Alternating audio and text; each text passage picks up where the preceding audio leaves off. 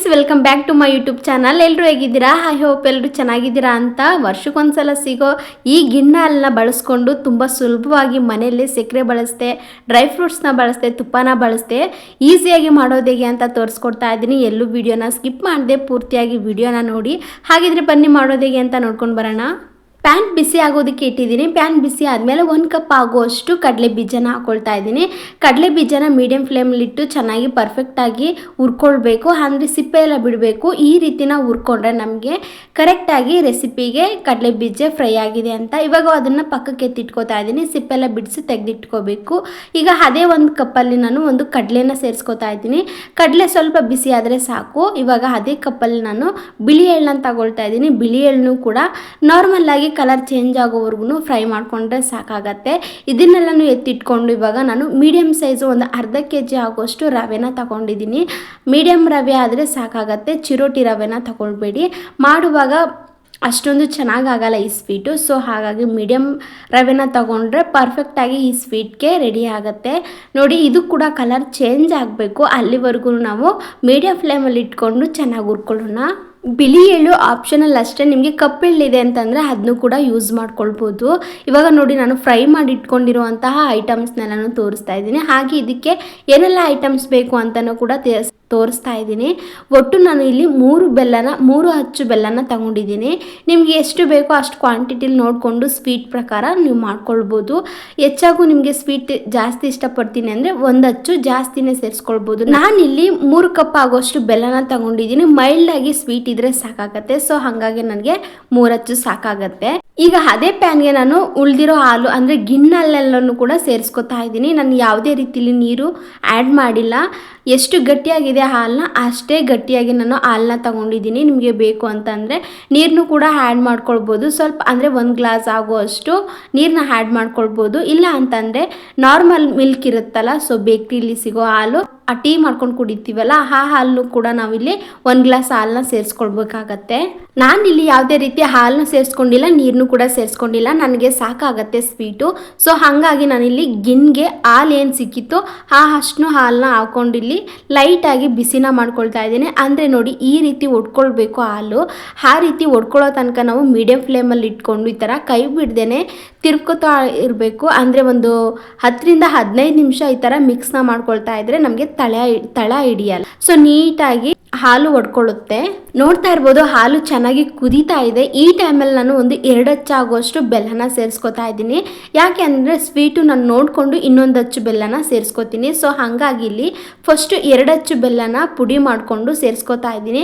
ನೋಡಿ, ಈ ರೀತಿಯ ಹಾಲು ಗಂಟು ಆಗ್ತಾ ಇದೆ. ಈ ರೀತಿ ಆದಾಗ ನಮಗೆ ಗಿಣ್ಣು ಪರ್ಫೆಕ್ಟಾಗಿ ಸ್ವೀಟ್ನ ಕೊಡುತ್ತೆ. ಸೊ ಹಾಗಾಗಿ ನೀವು ಕೈ ಬಿಡ್ದೇನೆ ತಳ ಹಿಡಿಸ್ತೇನೆ ನೀಟಾಗಿ ಮಿಕ್ಸ್ನ ಮಾಡ್ಕೊಳ್ತಾ ಇರಿ. ಇವಾಗ ಸ್ವೀಟ್ಗೆ ಬೆಲ್ಲ ಎಲ್ಲ ಚೆನ್ನಾಗಿ ಕರಗ್ತಾ ಇದೆ. ಯಾವುದೇ ರೀತಿ ಬೆಲ್ಲನೂ ಕೂಡ ಪುಡಿ ಇರಬಾರ್ದು. ಸೊ ನೀಟಾಗಿ ಈ ಥರ ಹಾಲು ಒಡ್ಕೊಂಡಿರೋದಕ್ಕೆ ಮಿಕ್ಸ್ ಆಗಬೇಕು. ಸ್ವೀಟು ಕೂಡ ಹಾಲಿಗೆ ಹೊಂದ್ಕೊಳ್ಬೇಕು. ಅಲ್ಲಿವರೆಗೂ ಒಂದು 5 ರಿಂದ 10 ನಿಮಿಷ ಕೈ ಬಿಡ್ದೇನೆ ಬೆಲ್ಲನೂ ಕೂಡ ಮಿಕ್ಸ್ನ ಮಾಡ್ಕೊಳ್ತಾ ಇರಿ. ಇವಾಗ ನಾನು 1 ಅಚ್ಚು ಬೆಲ್ಲ ಇತ್ತಲ್ಲ ಎಕ್ಸ್ಟ್ರಾ, ಸೊ ಅದನ್ನು ಕೂಡ ಇವಾಗ ಸೇರಿಸ್ಕೊತಾ ಇದ್ದೀನಿ. ನನಗೆ ಮೈಲ್ಡಾಗಿ ಸ್ವೀಟ್ ಬೇಕಿತ್ತು. ಸೊ ಹಾಗಾಗಿ ನನಗಿಲ್ಲಿ 3 ಅಚ್ಚು ಆಗೋಷ್ಟು ಬೆಲ್ಲ ಸಾಕಾಗಿದೆ. ಸೊ ಹಾಗಾಗಿ ನಾನು 3 ಅಚ್ಚು ಬೆಲ್ಲನ ಹಾಕ್ಕೊಳ್ತಾ ಇದ್ದೀನಿ. ನಿಮಗೆ ಸಕ್ಕರೆ ಆ್ಯಡ್ ಮಾಡ್ಕೊಳ್ಬೇಕು ಅಂದರೆ 2 ಅಚ್ಚು ಬೆಲ್ಲ ಮತ್ತು 1 ಕಪ್ ಆಗೋಷ್ಟು ಸಕ್ಕರೆನ ಸೇರಿಸ್ಕೊಳ್ಬೋದು. ಯಾವುದೇ ರೀತಿ ನೀವು ಹೈ ಫ್ಲೇಮಲ್ಲಿ ಇಟ್ಕೊಂಡು ಈ ಹಾಲನ್ನ ಕುದಿಸ್ಕೊಳ್ಳೋಕೆ ಹೋಗಬೇಡಿ, ತಳ ಹಿಡುತ್ತೆ. ಸೊ ಮೀಡಿಯಂ ಫ್ಲೇಮಲ್ಲಿ ಇಟ್ಕೊಂಡು ಈ ಸ್ವೀಟ್ ರೆಸಿಪಿ ಮಾಡುವಾಗೆಲ್ಲ ನೀವು ಮೀಡಿಯಂ ಫ್ಲೇಮಲ್ಲಿ ಇಟ್ಕೊಳ್ಬೇಕಾಗತ್ತೆ, ಇಲ್ಲ ಲೋ ಫ್ಲೇಮಲ್ಲಿ ಇಟ್ಕೊಂಡು ಮಾಡ್ಕೊಳ್ಬೇಕಾಗತ್ತೆ. ನೋಡ್ತಾ ಇರ್ಬೋದು ಹಾಲು ಎಷ್ಟು ಗಟ್ಟಿ ಆಗ್ತಾ ಇದೆ ಅಂತ.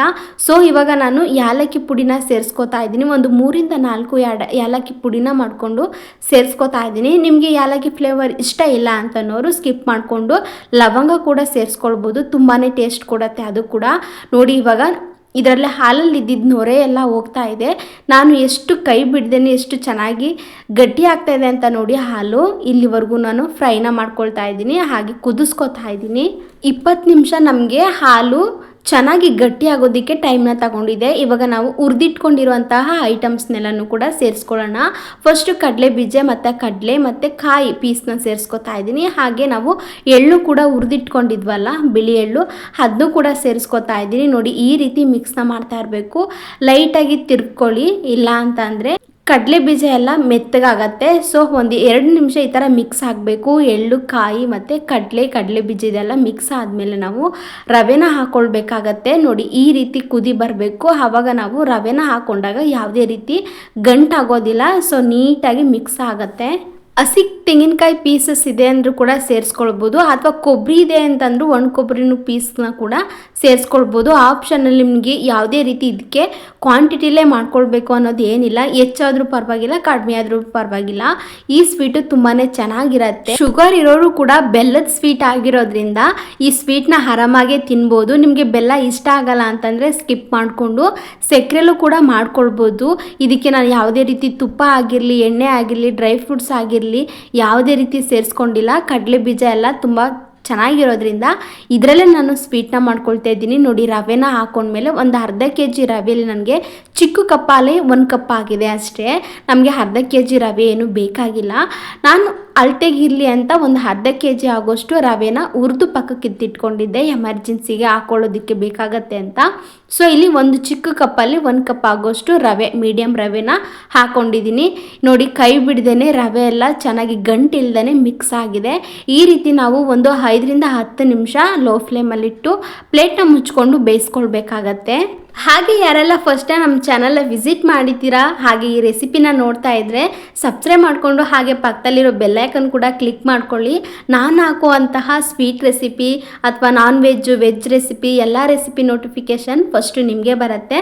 ನೀವು ಕೂಡ ನನ್ನ ರೆಸಿಪಿ ಇಷ್ಟ ಆದರೆ ಮನೆಯಲ್ಲಿ ಟ್ರೈ ಮಾಡ್ಬೋದು. ಹಾಗೆ ಹೇಗೆ ಬಂತು ಅಂತ ಕಮೆಂಟ್ ಬಾಕ್ಸಲ್ಲಿ ಕಮೆಂಟ್ ಮಾಡಿ. ಹಾಗೆ ನಿಮಗೆ ಗೊತ್ತಿರೋರ್ಗೂ ಕೂಡ, ಫ್ರೆಂಡ್ಸ್ ಫ್ಯಾಮಿಲೀಸ್ಗೂ ಕೂಡ ಶೇರ್ ಮಾಡಿ. ನೋಡ್ತಾ ಇರ್ಬೋದು ಎಷ್ಟು ಚೆನ್ನಾಗಿ ಸ್ವೀಟ್ ಆಗಿದೆ ಅಂತ. ಆ ಕಲರು ಕೂಡ ತುಂಬಾ ಚೆನ್ನಾಗಿದೆ.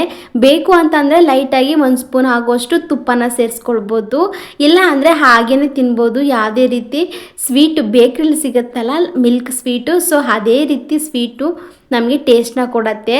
ನೋಡ್ತಾ ಇದ್ರೇ ಬೆಲ್ಲದ ಸ್ವೀಟ್ ಅಂತ ಅನ್ನಿಸ್ತಾನೇ ಇಲ್ಲ, ತುಂಬಾ ಚೆನ್ನಾಗಿರುತ್ತೆ. ನಮ್ದು ಹಳ್ಳಿ ಸ್ಟೈಲಲ್ಲಿ ಇದೆ ಅಲ್ವಾ, ಆಗಿನ ಕಾಲದಲ್ಲಿ ಮಾಡ್ತಾ ಇದ್ದಿದ್ದು. ಸೊ ಹಳ್ಳಿಯಲ್ಲಿ ಫೇಮಸ್ ಸ್ವೀಟು, ಎಲ್ಲರೂ ಇನ್ನೂ ತುಂಬಾ ಇಷ್ಟಪಟ್ಟು ತಿಂತಾರೆ. ನಿಮಗೇನಾದರೂ ಗಿಣ್ಣ ಹಾಲು ಸಿಕ್ಕಿದೆ ಅಂತಂದರೆ ಮಿಸ್ ಮಾಡ್ಕೊಳ್ದೆ ಈ ರೆಸಿಪಿನ ಮನೇಲಿ ಟ್ರೈ ಮಾಡಿ. ನೋಡಿ ಇವಾಗ ಚೆನ್ನಾಗಿ ಬೆಂದಿದೆ, ರವೆ ಎಲ್ಲ ಹರಳಿದೆ. ಸೊ ಹಿಂಗಾದಾಗ ನಮಗೆ ಸ್ವೀಟು ಚೆನ್ನಾಗಿ ಆಗಿದೆ ಅಂತ.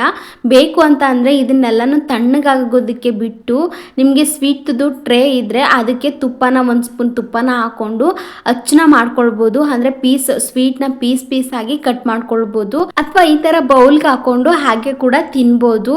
ನೋಡಿ ಇಲ್ಲಿ ನಾನು ಒಂದು ಬಾಕ್ಸ್ಗೆ ತುಪ್ಪನ ಹಚ್ಕೊಂಡು ಈ ರೀತಿ ಒಂದು ಬಾಕ್ಸ್ ಅಚ್ಚನ್ನ ಒಂದು ಪ್ಲೇಟ್ ಮೇಲೆ ಹಾಕ್ಕೊಂಡಿದ್ದೀನಿ. ನೋಡ್ತಾ ಇರ್ಬೋದು ಬಿಸಿ ಇರೋದ್ರಿಂದ ನಮಗೆ ಹಚ್ಚೋ ಅಷ್ಟು ಚೆನ್ನಾಗಿ ಬಂದಿಲ್ಲ.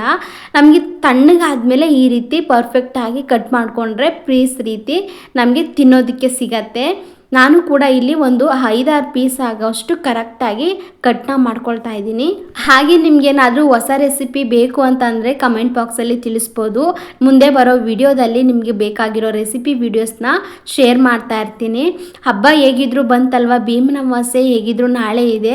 ಮನೇಲಿ ಸ್ವೀಟ್ ಏನಾದರೂ ಮಾಡಬೇಕು ಅಂತ ಅಂದ್ಕೊಂಡಿದ್ರೆ ನಾರ್ಮಲ್ ಹಾಲಲ್ಲೂ ಕೂಡ ಇದೇ ಥರ ಸ್ವೀಟು ಇದೇ ಮೆಥಡಲ್ಲಿ ಮಾಡ್ಕೊಳ್ಬೋದು.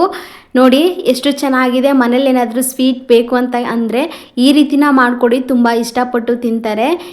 ನಾನು ತಗೊಂಡಿರೋ 2 ಲೀಟ್ರ್ ಹಾಲಲ್ಲಿ ಇಷ್ಟು ನನಗೆ ಸ್ವೀಟ್ ಆಗಿದೆ.